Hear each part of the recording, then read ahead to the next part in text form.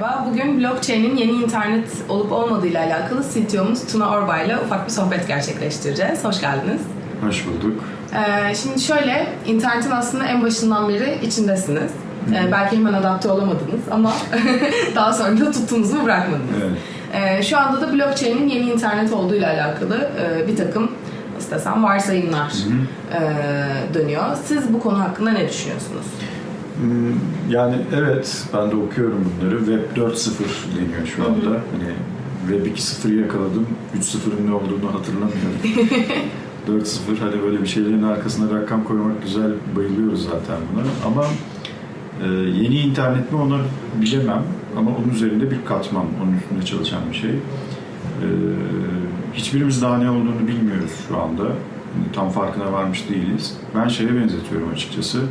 İnternet ilk çıktığında e-mail, dün işte researcher'larla konuşuyorduk açıkçası bizim Kaan'la. Bunun güzel bir benzetmesi var. Onu quote edeyim. Daha iyi, daha hoşuma gitti. E-mail'e benzetiyorum ben şeyi tam olarak. Çünkü cryptocurrency de biz kullanıyoruz şu anda blockchain'i en çok. Hani korelasyonu sanki herkes şu an blockchain eşittir cryptocurrency, para gibi düşünüyor. İşte geçmişte de sanki internet böyle e-mailmiş gibi bir yani şey olarak, uygulama katmanı olarak. Ama üstüne biz bir sürü şey yaptık yani internette. Şu an hani hayatımız tamamen bağlantı halinde. İnternete, dijitale. Arkamızdan bir sürü şey bizim için otomatik hallediliyor. İşte hiçbir şeyle uğraşmıyoruz. Şimdi blockchain'de hani bunun üzerinde bir katman, biz sadece bunun kripto tarafını görüyoruz. Gelecekte ne olacak? Hani tahminler var herkes tarafından. İşte şimdilik ICO'larla şirketler değişmeye başladı. Benim gördüğüm şey o, şirket yapıları, yatırım şekilleri. Böyle hani çok fazla bunu yapay zeka ile birleştiren var. Oradan başka şeyler çıkacağını söylüyorlar. Daha çok yeni bir alan. Hani İşte we'll see. Göreceğiz. Peki mesela ben sizin öngördüğünüz alanlar var mı? Şu sektörde mutlaka çok büyük işler başa işte mesela finans bunlardan biri aslında baktığımızda. İşte ödeme sistemleri etkilenecek açıkçası. En kritik orası gibi. Paranın hani transferi %100 etkilenecek. Çünkü biz çok eski ve açıkçası bu devre yakışmayan bir sistem kullanıyoruz transfer konusunda. Bilgiyi dünyanın herhangi bir yerine anında ulaştırabilirken aseti, yani parayı, kapitali ulaştıramıyoruz. O dijitalleşmiş durumda ve çeşitli kurallara takılıp kalıyor. Bu demek değil ki yani kuralları yok edelim işte hani gitsin. Aslında blockchain bunu destekliyor yani konsensus mekanizmalarıyla. Bu yapılabilir. Sadece üstüne çalışmak lazım. Burasının etkileneceğini düşünüyorum.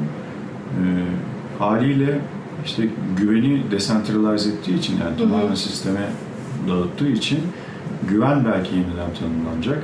Güven tabanlı iş yapan yerlerin kendini yeniden tanımlaması gerekecek, innovate etmesi gerekecek belki.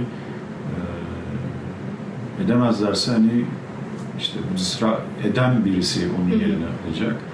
Bunların etkileneceğini düşünüyorum. İşte güven duyduğumuz yerler neresiyse artık.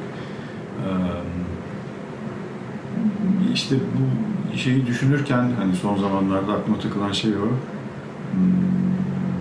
Sahip olma içgüdüsünün değişebileceğini düşünüyorum. Hani biraz sektörün dışına çıktık ama insanlarda işte bu smart kontratlarla vesaireyle sahip olmayıp asetlerin ortak kullanımını sağlayabileceğini düşünüyorum.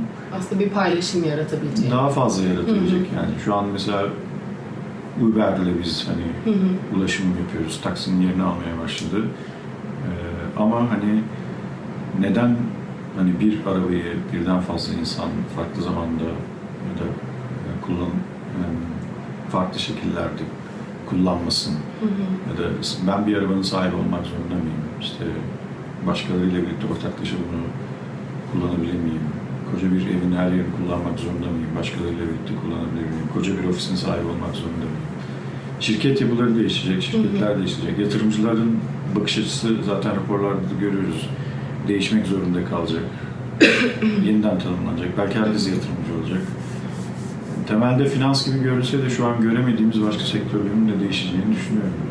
aslında bizi bir yandan da belki birbirimize yakınlaştıracak gibi durum da var. Olabilir. Bilmiyorum. Yani internet yakınlaştırdıysa eğer bu da büyük ihtimalle yakınlaştırır herhalde. Bilmiyorum. Güzel.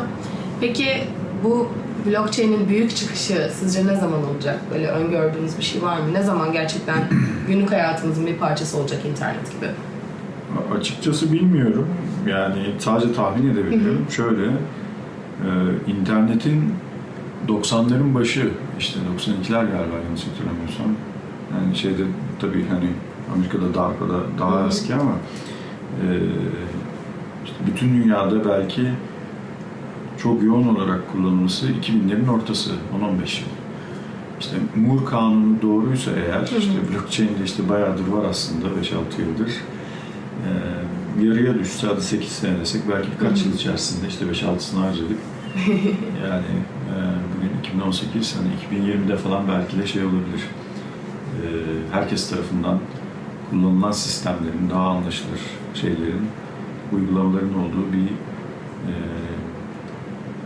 ekosistem olabilir. Birincisi bu bir yaklaşım. İkincisi de internetin çok fazla kullanılmasının sebebi ona doğmuş jenerasyonun şu an bu işlerin içinde ve internetle birlikte hareket ediyor olması.